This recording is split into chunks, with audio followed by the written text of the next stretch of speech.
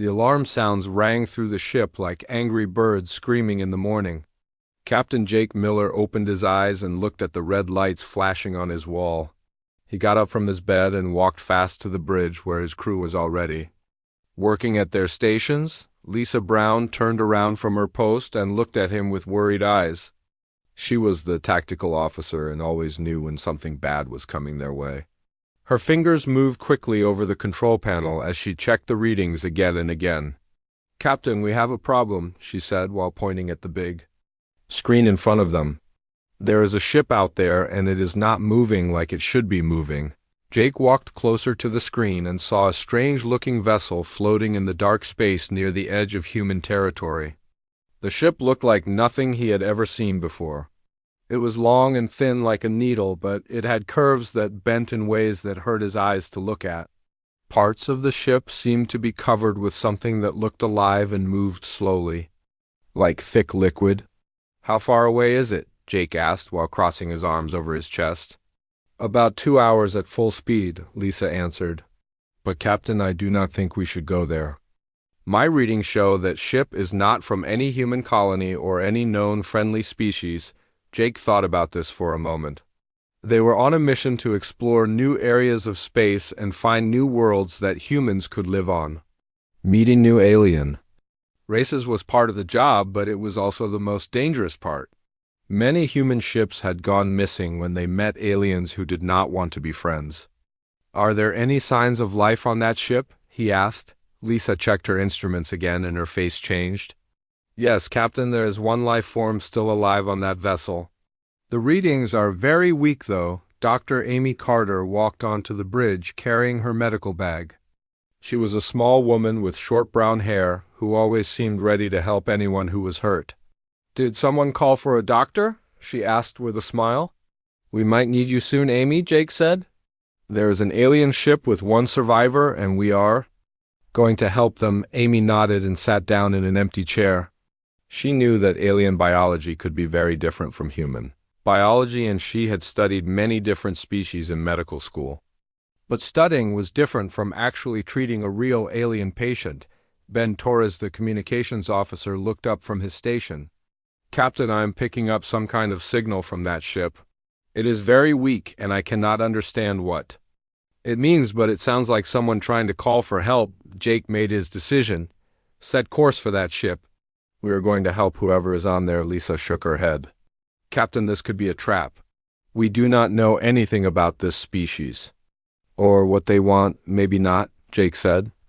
"But if someone needs help and we can give it, then we should try. That is what makes us human." The journey to the alien ship took exactly 2 hours, like Lisa had said. When they got closer, they could see that the vessel was badly damaged. There were holes in the side and strange growths covered most of the hull like some kind of disease. The growths moved very slowly and seemed to pulse with a dim light. "That is the strangest thing I have ever seen," said Ryan Walsh, the chief engineer, as he joined them on the bridge. Ryan was a big man with strong hands who could fix anything that broke on their ship. "Those growths look almost alive." "They are alive," Dr. Carter said as she looked at her scanner. "My instruments show biological activity all over that ship. But I cannot tell if it is part of the ship or something that infected it." Jake ordered his crew to dock with the alien vessel.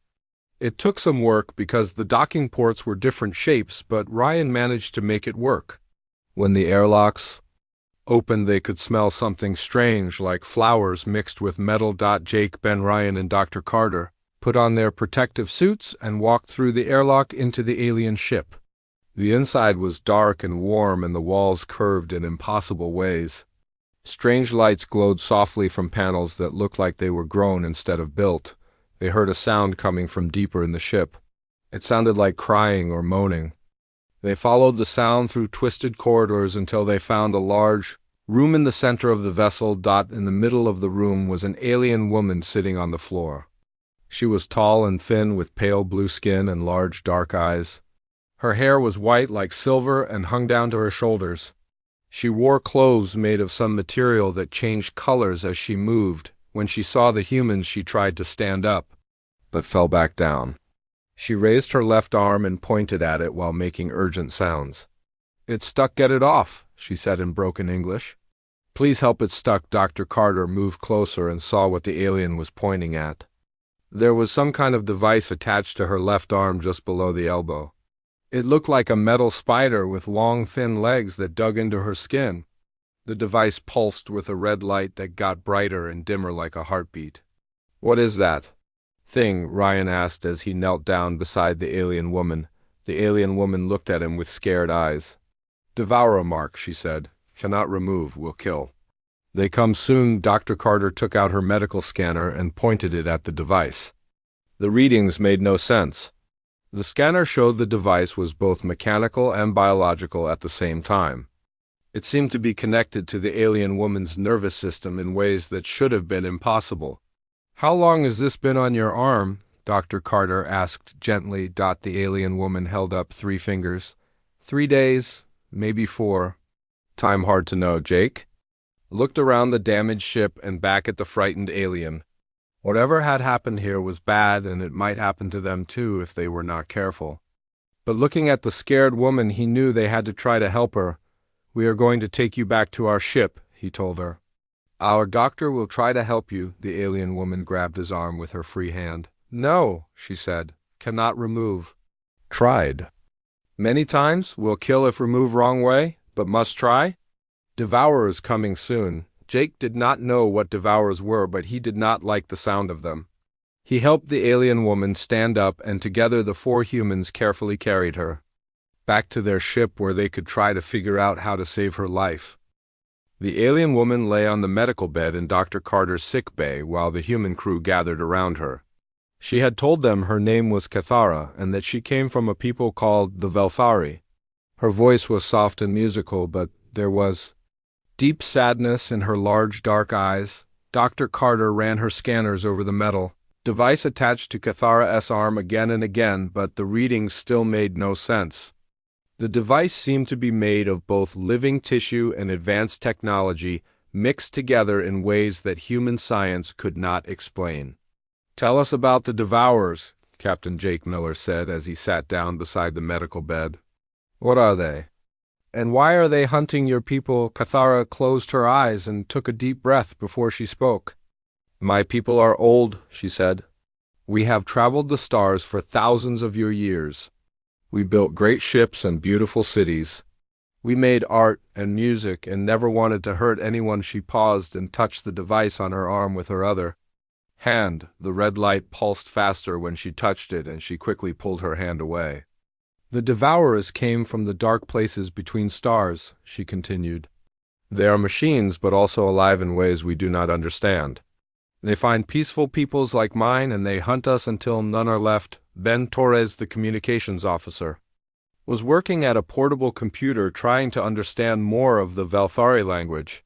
He had recorded everything Cathara said and was comparing it to the signals they had picked up from her ship. How do they hunt you? Dr. Carter asked while she continued to scan the device. What does this thing on your arm do? Cathara's face became very sad. They catch us and put these marks on us. The marks drain our life away slowly while they track where we go. When the mark kills us, it sends a signal to more Devourer ships telling them where to find others of our kind. Ryan Walsh, the engineer, looked at the device more closely. So, it is like a tracking beacon that also kills you. Yes, Cathara said, but worse. The mark learns about our people while it drains our life. It studies how we think and how our technology works. When enough of us die, the Devourers know everything about us, and they can hunt the rest more easily. Jake felt a chill run down his back. How many of your people are left? Cathara was quiet for a long time. I do not know, she finally said. My fleet had 12 ships with 10,000 of my people. The Devourers found us 5 days ago. I was the only one who escaped, but they marked me before I got away. Dr. Carter stopped scanning and looked at the others. If what she is saying is true, then this device will kill her in a few more days. And when she dies, it will signal the Devourers to come here. Can your people remove these marks? Ryan asked. Have you ever found a way to take them off? Cathara shook her head sadly. We tried for hundreds of years. Our best scientists and doctors worked on the problem. Sometimes they could slow down the draining, but they could never remove a mark without killing the person wearing it. Ben looked up from his computer. I've been analyzing the language patterns, he said. The Velthari seem to have very advanced technology, but they think about problems differently than we do. Their solutions are always elegant and work with natural forces. What do you mean? Jake asked. Well, Ben said while pointing at his screen, when Cathara describes their technology, she uses words that mean harmony and balance and flowing with nature. They do not seem to use brute force methods like we sometimes do. Dr. Carter continued her scans and noticed something interesting. The device seems to be designed around certain assumptions, she said. It expects the host to have a specific type of nervous system and to react to it in predictable ways. Cathara sat up on the medical bed and looked at Dr. Carter with hope in her eyes. You think humans might be different enough to remove it? Maybe, Dr. Carter said carefully. But I need to understand more about how it works first. The risk is too high to just start experimenting. Over the next several hours, the human crew worked together to learn everything they could about the harvester mark. Ryan studied the technological parts while Dr. Carter focused on the biological aspects. Ben continued working on the language problem and Jake coordinated everything. Cathara told them more about the Devourers and her people. The Velthari had once been part of a great alliance of peaceful species that controlled a large part of the galaxy. But one by one, the Devourers had found and destroyed them all. The harvester marks were the key to their success because they allowed the machines to learn everything about each species before wiping them out completely. The worst part, Cathara said, is that the marks make us help them without knowing it. As the device drains our life, it also influences our thoughts. We start to think that fighting back is useless and that we should just accept our fate. Dr. Carter noticed that Cathara seemed to be getting weaker as the hours passed. The device on her arm was pulsing faster and the red light was getting brighter. Whatever it was doing to her was accelerating. How much time do we have? Jake asked. Maybe 2 days, Dr. Carter said after checking her readings. Possibly less. Cathara reached out and took Jake's hand with her free arm. Even if you cannot save me, you must learn what you can from this mark, she said. Your people will be next if the Devourers find them. At least if you understand how these work, you might be able to fight back. Jake squeezed her hand gently. We are not giving up on you, he said. Humans do not abandon people who need help. Ben suddenly looked up from his computer with excitement. I think I found something important, he said. The signals from the harvester mark follow very specific patterns. It is like the device expects certain responses and gets confused when it does not receive them. What kind of responses? Ryan asked. Biological and technological responses that make sense for the Velthari, Ben explained. But humans might respond very differently to the same stimuli. Our nervous systems work differently, and our technology uses different principles. Dr. Carter began to understand what Ben was suggesting. So the device might not work properly on a human host, or, Ryan added, we might be able to interfere with it in ways that the Velthari never thought of because their approach to technology is so different from ours. Cathara listened to this conversation with growing hope and fear. You would risk your lives to try something that has never been done before? Jake looked at his crew and saw determination in their faces. That is what humans do, he said. We try things that seem impossible and sometimes we succeed.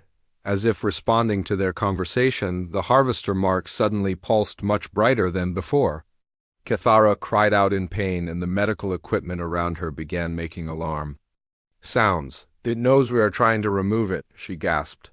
Then the mark is designed to fight back when threatened. Dr. Carter quickly gave her something for the pain while the others watched the device with new understanding. They were not just trying to remove a piece of technology.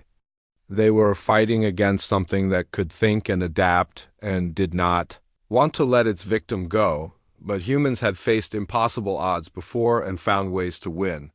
Jake looked at his crew and knew they would find a way to save Cathara and protect humanity from the threat that was coming for them all. Ryan Walsh sat in the engineering section of the ship staring at the detailed scans of the harvester mark. He had been looking at the same data for hours, but something kept bothering him about the way the device worked. Dr. Carter and Ben Torres were with him trying to understand the alien technology from their own perspectives. "The problem is that this thing is too smart," Ryan said while pointing at the holographic display showing the mark's internal structure. "It adapts to whatever the host species tries to do to remove it." Dr. Carter nodded as she looked at the biological readings. "It is connected to Cathara's nervous system in at least 12 different places. When her people tried to remove similar marks, the device would reroute its connections before they could cut them all." Ben was working on his computer translating more of the Velthari technical documents that Cathara had given them. According to these files, the Velthari tried everything they could think of. They used surgical techniques, energy weapons, biological solvents, and even tried to freeze the marks off, but they all failed, Ryan said. "Every single attempt either killed the host or made the mark stronger." Dr. Carter checked her watch and frowned. "Cathara is getting weaker faster than I expected. The mark seems to be draining her energy more quickly now that it knows we are trying to remove it." Ryan stood up and walked around the room thinking hard. "What if the problem is not that the mark is too strong?" he said slowly. "What if the problem is that the Velthari have been thinking about this wrong?" "What do you mean?" Ben asked. "Look at how they approach technology," Ryan explained. "Everything they do is elegant and works with natural forces. Their ships grow instead of being built. Their computers think like living brains. Their weapons use energy in ways that do not damage the environment." Dr. Carter began to understand. "So, when they tried to remove the marks, they used methods that the marks were designed to expect." "Exactly," Ryan said with growing excitement. "The Devourers have been fighting species like the Velthari for who knows how long. They designed these marks to counter every elegant, sophisticated approach that advanced, peaceful species would try." Ben looked up from his computer. "But humans are not elegant or sophisticated compared to the Velthari." Ryan laughed. "No, we are not. We use brute force methods that other species think are primitive and wasteful. We break things apart to see how they work instead of studying them gently. We use electricity and explosives and crude surgical techniques." Dr. Carter was getting excited too. "The mark might not know how to defend against approaches that are completely different from what it was designed to expect." They spent the next few hours developing a plan that would have horrified any Velthari scientist. Instead of trying to work with the mark systems, they would attack it in ways that were crude and direct and completely unpredictable. "We start with electromagnetic interference," Ryan explained as he drew diagrams on a computer screen. "Not the gentle energy manipulation that the Velthari would use, but a massive, chaotic pulse that overloads the mark's adaptive systems." Dr. Carter added her own ideas. "While the mark is confused by the electromagnetic attack, we use surgical techniques to physically cut some of its connections, but not the obvious ones that it will try to protect." Ben had been studying the mark's communication patterns. "I can generate false signals that will make the mark think it is receiving commands from a Devourer ship. That should confuse its defensive systems even more." They knew the plan was dangerous and might kill Cathara, but she insisted they try it. "I'm dying anyway," she told them when they explained what they wanted to do. "At least this way, my death might teach you something that could save others." Tony Clark, the weapons specialist, joined them to help with the electromagnetic pulse system. Tony was a quiet man who understood energy weapons better than anyone else on the ship.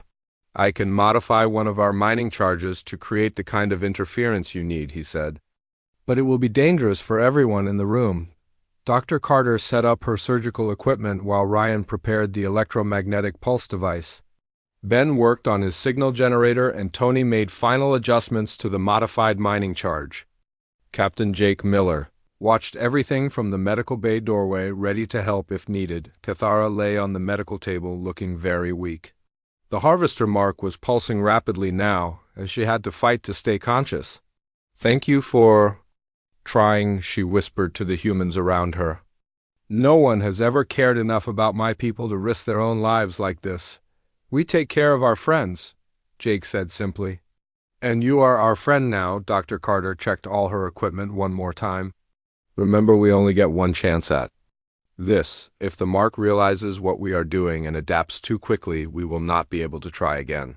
Ryan activated the electromagnetic pulse device, and immediately every piece of electronic equipment in the medical bay started making strange noises. The lights flickered and the computer screens showed random patterns. The Harvester Mark's red light began flashing erratically as its systems tried to process the chaotic energy surrounding it. At the same moment, Ben activated his signal generator, sending false commands to the mark that claimed to come from a Devourer mothership. The device's confusion increased as it tried to obey contradictory orders while defending against the electromagnetic attack. Dr. Carter moved quickly with her surgical tools, cutting through three of the mark's biological connections that her scans had shown were not heavily defended. The mark tried to reroute around the cuts, but Tony's modified mining charge created another massive pulse of energy that overwhelmed its adaptive systems. For a moment it looked like the plan was working. The mark's red light dimmed and its grip on Cathara's arm seemed to loosen. But then something unexpected happened. Instead of shutting down, the mark began to glow brighter than ever before. "It is fighting back," Cathara gasped. "The mark knows it is losing and it is trying to kill me before you can remove it." The device sent feedback through the ship's electrical systems, causing sparks to fly from control panels throughout the medical bay. Ryan had to manually disconnect power relays to prevent the overload from damaging the ship's main computer. Dr. Carter continued working despite the chaos around her. She found 2 more connection points and cut them while Ben increased the intensity of his false signals. The mark was clearly struggling now, but it was also becoming more dangerous as it fought for survival. "Almost there," Dr. Carter said as she prepared to cut the final connections. Just a few more seconds, but the mark had one last defense. It sent a massive surge of energy through Cathara's nervous system, causing her to convulse violently on the medical table. All the monitors showed that her life signs were dropping rapidly. Tony acted without thinking. He grabbed the mark with his bare hands and pulled it away from Cathara's arm just as Dr. Carter cut the last biological connection.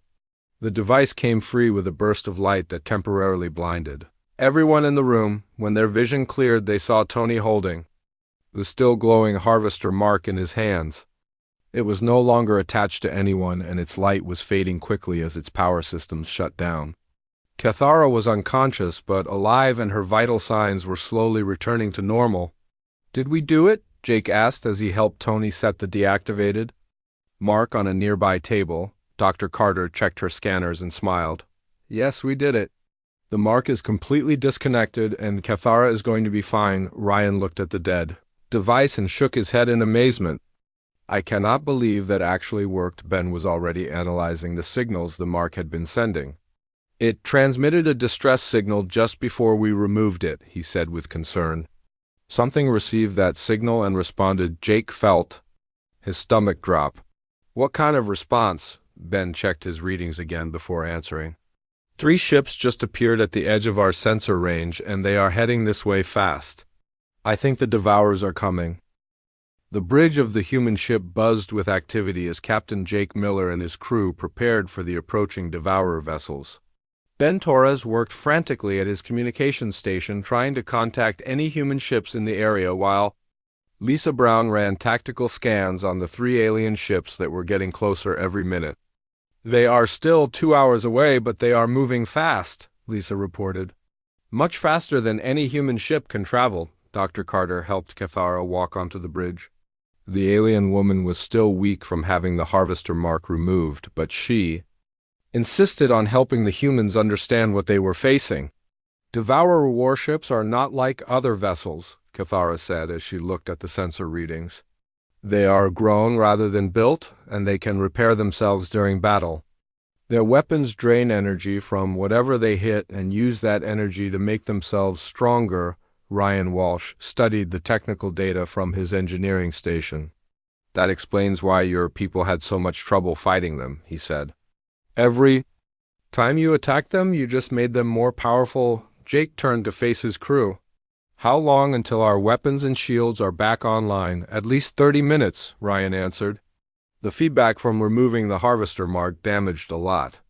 of our systems. I can get basic power restored, but our main weapons are still offline. Lisa checked her tactical display again. Even if we had full weapons, I do not think we could fight 3 Devourer ships and win. Cathara moved closer to the main screen and studied the approaching vessels. These are Hunter-class ships, she said. They are smaller than the ones that destroyed my fleet, but they are also faster and more dangerous in close combat. Ben looked up from his station with a worried expression. I sent distress calls to every human ship within 50 light years, but the closest ones are at least 6 hours away. Jake felt the weight of command pressing down on him. His ship was damaged, his crew was tired, and they were about to face an enemy that had destroyed an entire alien civilization. But he had learned something important from watching his crew remove the harvester mark. Sometimes the best solution was the one that nobody expected. Ryan, how much power do we have available? He asked. About 60% of normal, the engineer replied. Why? Jake turned to the tactical station. Lisa, what weapons do we have that are still working? The mining charges that Tony modified are still functional, she said. And some of our construction equipment is operating normally. Construction equipment? Cathara asked with confusion. You plan to build something to fight the Devourers? Jake smiled grimly. Not exactly. Ben, I want you to send a message to those Devourer ships. What kind of message? Ben asked. Tell them we surrender, Jake said. Tell them we have valuable information about human technology, and we want to trade it for our lives. The crew stared at their captain in shock. Lisa was the first to speak. Captain, you cannot be serious about surrendering to those things. I am not surrendering, Jake explained. I am doing something they will not expect. Cathara told us that the Devourers are machines that think logically and predictably. They expect other species to either run away or fight back in conventional ways. Ryan began to understand what his captain was planning. So we do something completely illogical. Exactly, Jake said. We pretend to surrender while secretly preparing an attack they cannot predict or defend against. Ben sent the surrender message while the crew made preparations. Ryan began modifying more of their mining equipment into improvised weapons. Tony worked on disguising explosive charges as communication devices. Dr. Carter prepared medical supplies in case anyone was injured in the coming battle. Cathara watched. The humans work with growing amazement. Your people are either very brave or completely insane, she said. Maybe both, Jake replied. But that is what makes us dangerous. The Devourer ships responded to the surrender message exactly as Jake had hoped. They slowed down and began transmitting demands for information about human technology and the location of human colonies. Ben pretended to cooperate while secretly recording everything about their communication systems. They are coming alongside. US now, Lisa reported. All 3 ships are in close formation around our vessel. Jake watched the alien ships on the main screen. They looked like huge metal insects with curved surfaces that seemed to shift and change as he watched. Weapon ports opened and closed along their hulls like breathing mouths, and strange lights pulsed beneath their armor. Are they scanning us? He asked. Yes, Ben said. But I'm feeding them false information about our ship's capabilities and crew. Size. One of the Devourer ships extended a docking tube toward the human vessel. Jake knew that once the aliens boarded his ship, the real battle would begin. But he was counting on the fact that they would not expect humans to fight in ways that made no logical sense. Ryan, are you ready? He asked. Ready, Captain, the engineer replied. All mining charges are armed and all construction equipment is in position. Tony, explosive devices are disguised and ready for deployment. The weapons specialist confirmed. Jake took a deep breath and activated the ship's internal communication system. All crew prepare for combat, he announced. Remember, we are not fighting this battle the way they expect us to fight it. The Devourer docking tube connected with their airlock, and alien sounds could be heard through the hull. Lisa monitored the boarding process on her tactical screen. 6 of them are coming aboard, she reported. They are moving toward the bridge, but the Devourers were not prepared for what happened next. Instead of meeting them at the airlock or trying to defend the bridge, the human crew scattered throughout. the ship and began attacking in completely random ways. Ryan used mining equipment to drill holes in the ship's own hull, creating sudden decompression that the aliens had not expected. Tony detonated charges in empty rooms that served no tactical purpose except to create confusion and noise.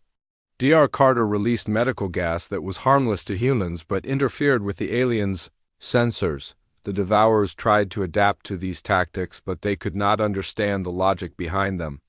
Why would humans damage their own ship? Why would they create explosions that did not target enemy positions? Why would they use medical equipment as a weapon? Ben continued transmitting false surrender messages, while secretly uploading a computer virus into the Devourer communication systems. The virus was designed to make their ships think. They were receiving contradictory orders from their fleet commanders. Cathara joined the battle by using her knowledge of Devourer technology to guide the human attacks. Hit the third panel from the left, she told Tony as he prepared another explosive charge. That will disrupt their power systems. The battle inside the ship was chaotic and confusing, but that was exactly what Jake had planned. The Devourers were used to fighting organized resistance that followed predictable patterns. They did not know how to respond to enemies who seemed to be acting completely at random. Outside the ship, the 3 Devourer vessels were having their own problems. Ben's computer virus had infected their communication systems, and they were receiving orders to retreat, attack, and hold position all at the same time. Their adaptive AI systems were overloading as they tried to process the contradictory information. "It is working," Lisa shouted from her station. 2 of the ships are moving away from us, and the third one is just sitting there doing nothing. But their victory was short-lived. The Devourers quickly realized they had been tricked and began adapting to the human tactics. The ship that had been paralyzed by the computer virus rebooted its systems and prepared to attack with full power. "They are charging their main weapon," Lisa warned. "If that hits us, we are dead." Jake looked at his crew and knew they had one last chance to surprise their enemies. "Ryan, can you overload our reactor?" "Yes, but it will destroy our ship," the engineer replied. "Do it," Jake ordered. "Make it look like an accident." As the Devourer ship prepared to fire its main weapon, Ryan triggered a massive overload in the human ship's reactor. To the aliens, it looked like the human vessel was exploding due to battle damage, but in reality it was a controlled detonation designed to take the Devourer ship with it. The explosion engulfed both ships in a ball of fire and energy. When the light faded, only twisted metal remained where the 2 vessels had been. The other Devourer ships immediately retreated, having learned that humans were far more dangerous than they had expected, but Jake and his crew were not dead. At the last second, they had used the ship's escape pods to reach Cathara's damaged vessel, which Ryan had quickly repaired. As they watched the Devourer ships disappear into the distance, they knew they had won their first battle against an enemy that had seemed unbeatable. "Your people are definitely insane," Cathara said as she helped them restart her ship's systems. "Thank you," Jake replied with a smile. "We consider that a compliment." 3 days after the battle with the Devourer ship's captain, Jake Miller sat in the rebuilt command center of Cathara's vessel, studying the harvester mark that his crew had removed from the alien woman's arm.